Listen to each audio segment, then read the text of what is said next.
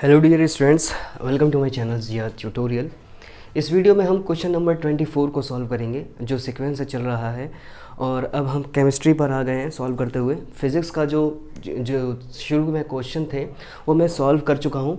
और मैं जो सीरीज़ सॉल्व कर रहा हूँ वो है 11th entrance test paper 2020-21 set A, Aligarh Muslim University AMU का ये सवाल है। ठीक है, तो इसमें दिया गया है हमें बस बताना है 3.011 into 10⁻23 number of nitrogen atom का जो गिवन मास हमसे पूछा जा रहा है कि इतने नंबर ऑफ़ नाइट्रोजन एटम में उसका मास क्या होगा। ठीक है, यहाँ पे दो फार्मूले यूज़ किए जाएंगे।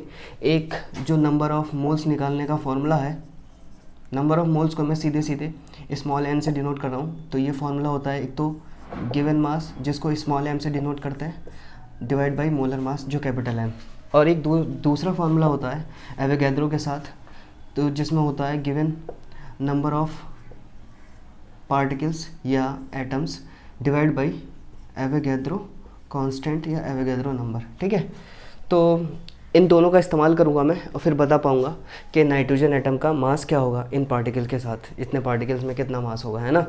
तो मैं बताना चाहता हूँ कि अगर मेरे दिए गए सॉल्यूशन और ये बातें जो समझ में आती हैं तो please subscribe to my channel and stay connected to me as I'm going to solve all the questions regarding this test paper.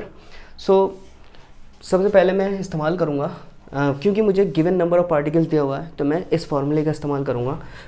तो number of moles given particle मुझे दिया हुआ है 3.011 into 10⁻23 divide by Avogadro constant जो होता है वो याद रखना है एज इट इज़ 6.022 इंटू 10⁻23।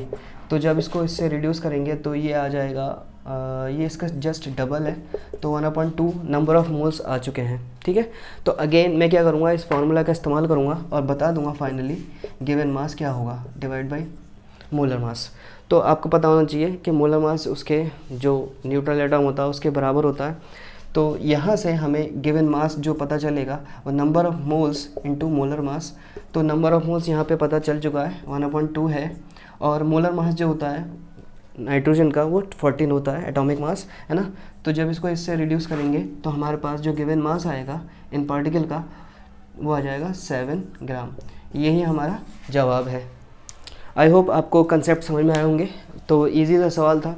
ऐसे सवाल जो हैं बहुत सारे हैं क्लास 9 की केमिस्ट्री में, ठीक है, NCERT।